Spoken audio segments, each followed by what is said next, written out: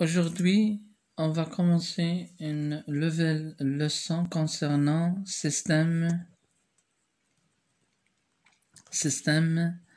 mécanique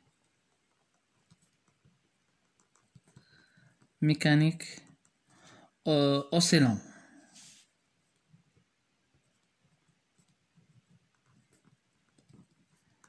Avant de commencer de notre leçon, on va faire d'abord une petite définition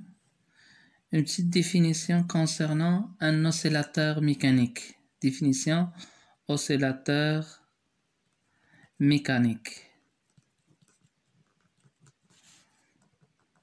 C'est quoi un oscillateur mécanique? D'abord, c'est tout mobile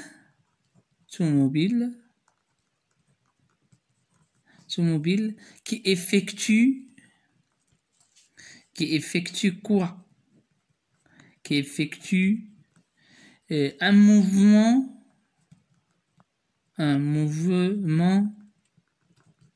de va-et-vient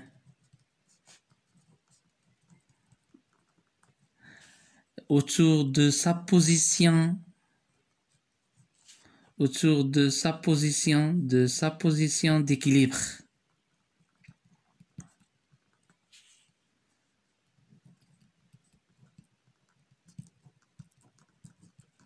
Je donne un exemple facile. C'est quoi un exemple facile? C'est une balançoire. Donc, c'est quoi une balançoire? C'est-à-dire, c'est un fil ou bien une corde liée avec un corps S par exemple. Ça, c'est l'état d'équilibre. L'état d'équilibre.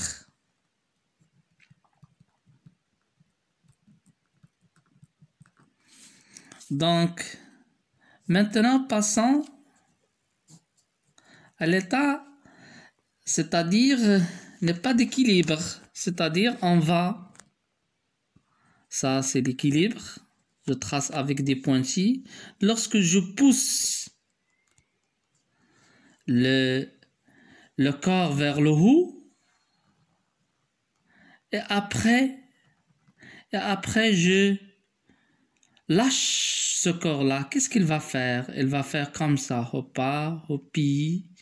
Que signifie? Il va faire le va-et-vient, c'est-à-dire on appelle ça un oscillateur mécanique. C'est quoi un oscillateur qui fait le va-et-vient? Hoppa, jusqu'à une valeur maximale, après il va revenir jusqu'à une valeur minimale, etc. Autour de quoi? Autour de la position d'équilibre. Ça, c'est la position d'équilibre. N'est-ce pas? Parmi ces oscillateurs mécaniques, on va commencer avec grand 1, avec pendule élastique.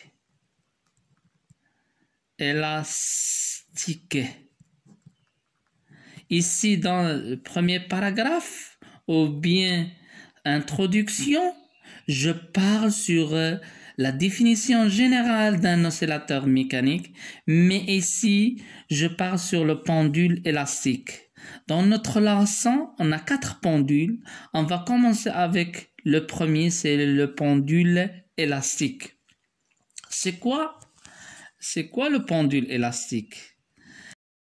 Donc, dans ce paragraphe, on va parler sur le pendule élastique. C'est quoi un pendule élastique? Donc, je donne une définition plus facile. Le pendule élastique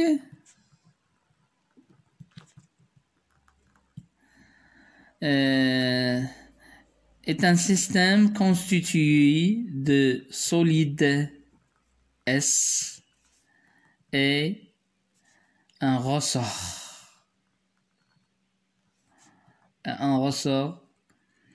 Donc, le pendule élastique constitue deux choses, c'est solide S et ressort. On peut dessiner comme ça.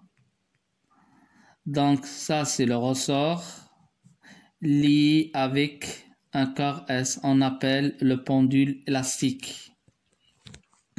Parmi les caractéristiques du pendule élastique, c'est le ressort est là une constante, s'appelle K.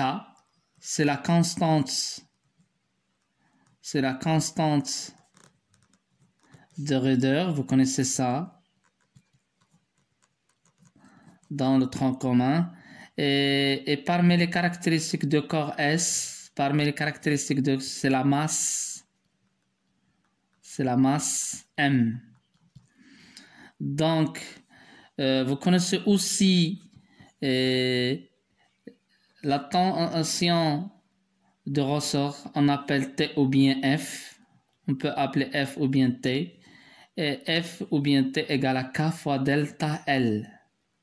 C'est quoi K? C'est la constante de c'est quoi delta L? C'est l'allongement. On appelle l'allongement. Allongement. C'est quoi l'allongement? Delta L, c'est L final moins L initial.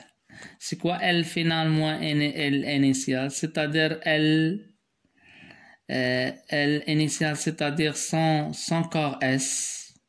Et L final, lorsqu'on met le corps S, c'est combien la longueur? N'est-ce pas? Donc, passons ça, c'est une définition pour le pendule élastique. C'est quoi le pendule? Je répète ça d'une manière plus facile. Le pendule constitue de ressort plus corps S. On appelle le pendule élastique. Passons maintenant à l'étude dynamique. L'étude dynamique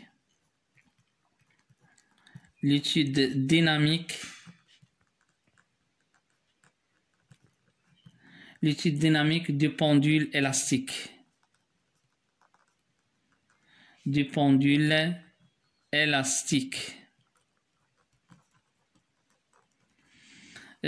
On va commencer d'abord avec la détermination, l'équation différentielle.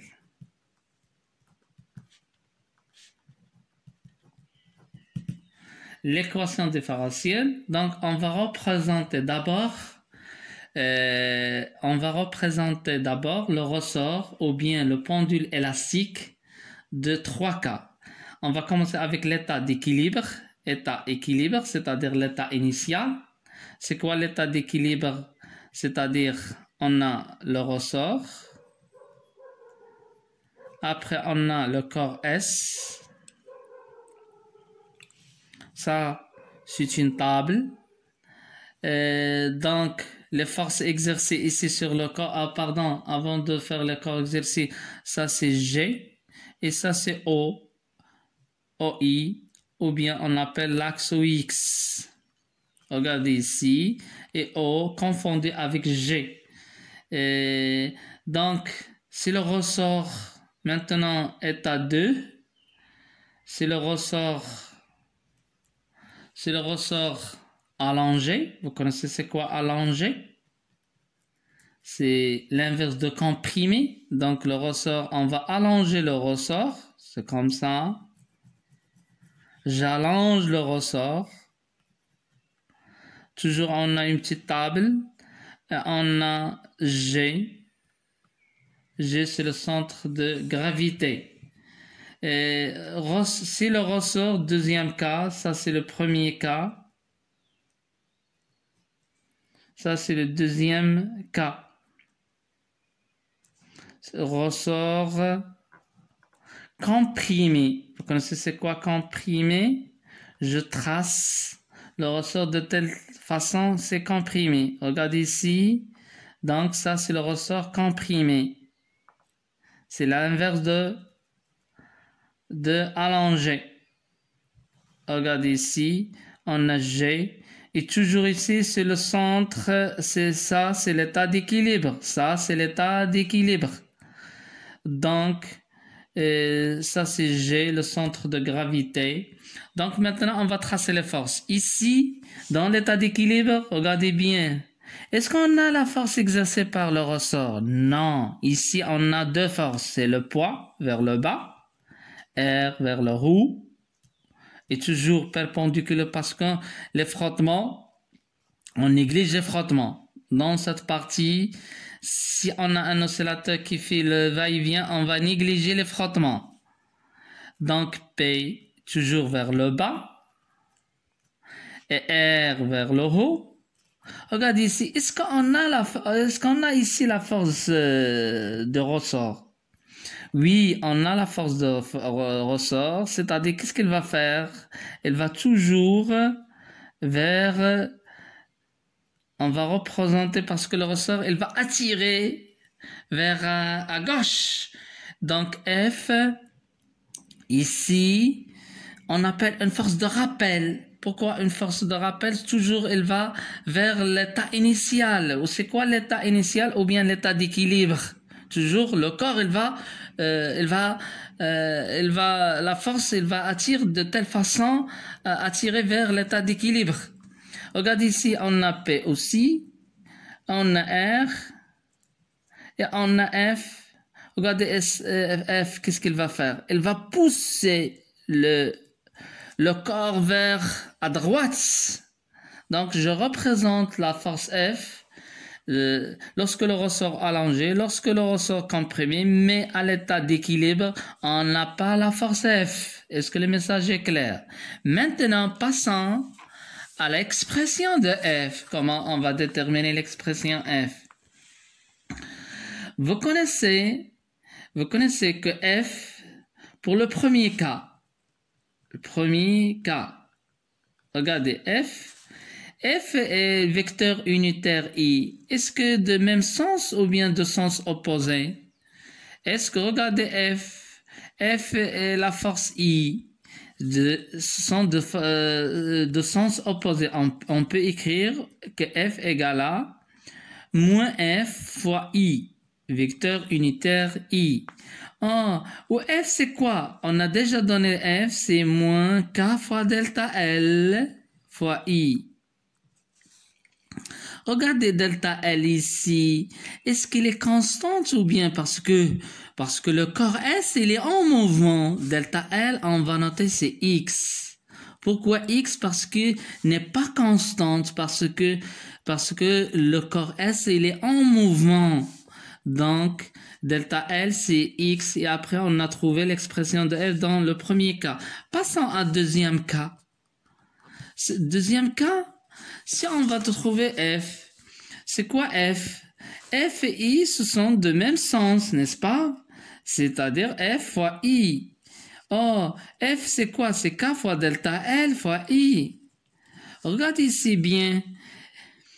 Ça c'est O. Et ça, c'est le vecteur unitaire I. Regardez delta L, comment il est ici. Il est négatif, parce que ça, c'est la partie positive. Ici, c'est la partie négative. Donc, delta L, on va noter négatif. Et on va noter, c'est moins X. Pourquoi on a noté moins X? Parce que X ici est négatif. Et pourquoi on a noté X? Parce que delta L, il varie parce que le corps S, il est en mouvement. Donc, on va trouver F égale à moins K fois XI. Oh, d'après 1 et 2, donc on a même expression, d'où l'expression générale, expression générale de la force de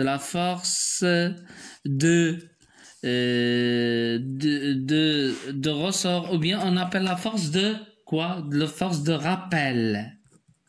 On appelle la force de rappel ou bien la force exercée par le ressort. C'est toujours F égale à moins K fois XI. C'est très bien. Maintenant, avant de passer à l'équation différentielle, on va déterminer l'expression de la force F. On a déjà déterminé. Maintenant, passons à déterminer l'équation différentielle. Pour déterminer l'équation différentielle, on va toujours commencer avec la deuxième loi de Newton, mais avant de commencer la loi, on va donner le protocole. Système étudié ici, toujours pour trouver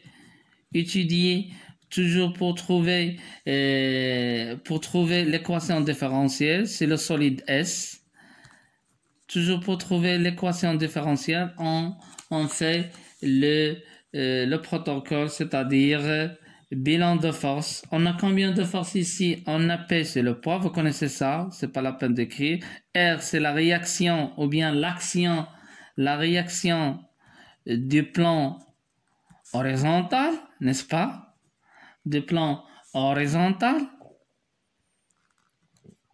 Horizontal, etc. F, on appelle la force de rappel ou bien la force exercée par le ressort, la force de rappel. Maintenant, d'après la deuxième loi de Newton, d'après la deuxième loi de Newton, c'est quoi la deuxième loi de Newton? Sigma de la force extérieure égale à sigma des forces extérieures égale à M à G. On va considérer bien sûr que le repère OI, c'est un repère galiléen. Donc P plus R plus F égale à M à G. Après, qu'est-ce qu'on va faire? On projette la relation. Quelle relation on va projeter? La relation étoile, ça on appelle étoile sur l'axe. Quel axe ici? C'est l'axe X considéré galiléen. Donc, on va trouver P de X, Rx, Fx, Max. Ok, regarde ici dans la feuille, la feuille précédente. Lorsqu'on projette P sur l'axe X, va donner combien, mes amis? C'est 0. Lorsqu'on va représenter, va donner Rx, c'est 0 aussi. On peut écrire P de X, c'est 0. Rx, c'est 0. Et Fx, regardez ici.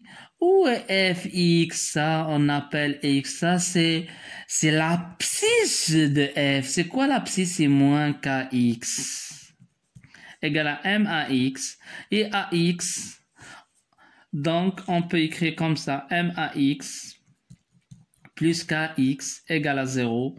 Et on peut remplacer AX par D au carré X sur DT au carré plus Kx égale à 0. Je divise tout ça par M et on obtient D au carré X sur DT au carré plus K sur Mx. Donc, je divise tout ça par M, on obtient. Ça, c'est une équation différentielle vérifiée par X. Ou bien, on peut noter X de point plus Km X. C'est une équation différentielle vérifiée par X.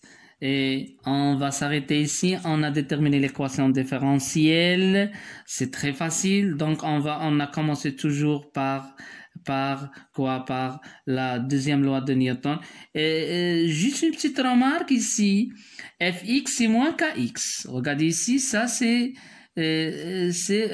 l'abscisse de F. Et l'ordonnée de F c'est 0. Ok, c'est bien. Ça c'est l'abscisse. Lorsqu'on écrit F égale à 2i, 2 représente, c'est l'abscisse de la force F. Et merci à votre compréhension.